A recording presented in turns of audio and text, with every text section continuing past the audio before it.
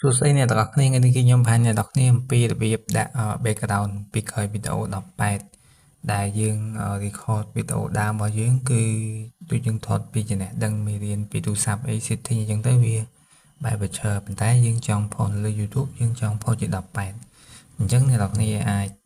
ជាទូទៅយើងប្រកាសជាមានវីដេអូមួយមាន background ពីក្រោយមួយអញ្ចឹងរបៀបដាក់ background ជាទូទៅបើយើងអត់សូវដឹងពីរបៀបដាក់ background បែបស្រួលយើងនឹងប្រកាសជាដាក់ background មួយហើយវីដេអូមួយបានន័យថាវាមាន layer 2វាមាន layer ពីខាងក្រោមយើងប្រើជា background ហើយមួយទៀតយើងប្រើជាវីដេអូអញ្ចឹងក្នុងករណីថាវីដេអូយើងប្រវែងម៉ាត់យើងត្រូវទាញ background ឲ្យស្មើវីដេអូប៉ុន្តែវាមានវិធីសាស្ត្រមួយទៀតដែលវាងាយស្រួលជាងហ្នឹងដោយមិនថាវីដេអូយើងប្រវែងម៉ាត់នេះគឺ background វានឹងតម្រឹមតាមវីដេអូរបស់យើងដោយអ្នកនរគ្នាចូលមកក្នុង CapCut ហើយអ្នកនរគ្នា import វីដេអូដែលអ្នកនរគ្នា record ពីទូរស័ព្ទហ្នឹងវាបែបប្រឈើដូចខ្ញុំបង្ហាញអ្នកនរគ្នាហ្នឹងហើយអ្នកនរគ្នាអាចចូលទៅដាក់ background សិនឬក៏អ្នកនរគ្នាដូរ size ទៅ18សិនក៏បានដែរអញ្ចឹងកន្លែងពីរវាជិតគ្នា background ជាមួយនឹងកន្លែងនេះកន្លែងហ្នឹងគឺកន្លែងយើងដូរវាទៅជា18ចេះហើយបើយើងអត់ទាន់ដូរទេយើងចូលមក original សិនមកហើយយើង add background សិនក៏បានដែរហើយអ្នកនរឃើញនៅក្នុងនេះគឺយើងអាច add background បានច្រើនយើងអាច add ជា color ជាអីប៉ុន្តែដោយសារកន្លែងនេះយើងអត់ទាន់ដូរទៅជា18អញ្ចឹងទោះយើងដូរក៏វាអត់មានឃើញអីដែរដោយសារវីដេអូយើងនៅវីដេអូបែបច្រើនឡើយ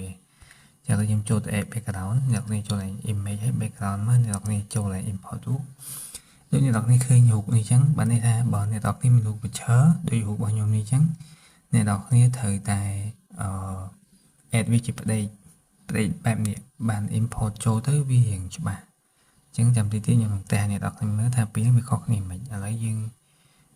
ចេញពីយើងកុំឈើនៅលើ layer យើងនៅលើធួវាធម្មតានេះហើយអូមកយើងដូរវាទៅជា size 18នេះអញ្ចឹងអានេះគឺប៉ុណ្្នឹងឯង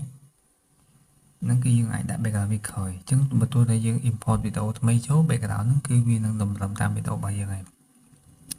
ឥឡូវខ្ញុំចូលមកឡើង image វិញហើយយើងចង់ដឹងថារូបផ្ដេកវាឈើ quality វាខុសគ្នាមិនឥឡូវខ្ញុំដាក់ចាដូចនេះគឺយើងវាអត់សូវច្បាស់ទេវា zoom មើលទៅស្អាតមែនប៉ុន្តែវាធ្លាក់ quality ទីដោយសារវីដេអូយើងវាប្រឈើពេកហើយវា zoom ឲ្យពេញអេក្រង់ទៀតអញ្ចឹងកន្លែងហ្នឹងយើងប្រើផ្ដេកវារៀង quality ច្បាស់ជាងវាមិនជាងគ្នាហ្មងតែគ្រាន់តែវារៀងគ្រាន់ជាងហ្នឹងហើយចឹងនេះគឺជារបៀបដែលយើងអាចដាក់ background ពីក្រោយវីដេអូសម្រាប់បងប្អូនយើងដែលrecord តាក់ទងទៅនឹងកម្មវិធីឬក៏ចំណេះដឹងអីពីទូរស័ព្ទដែលយើងថតពីឈើអញ្ចឹងគឺយើងអាចប្រើរបៀបនេះគឺយើងស្រួលកាត់មែនតើចឹងវីដេអូនេះគឺមានតែប៉ុណ្្នឹងអ្នកនរគ្នាបាទជួយកុំភ្លេចចុច like comment subscribe នៅផងហើយបើមានកន្លែងណាខុសឆ្គងគឺសូមអ្នកនរគ្នាអធិស្ឋានផងជម្រាបលាយើងនឹងជួបគ្នានៅវីដេអូក្រោយ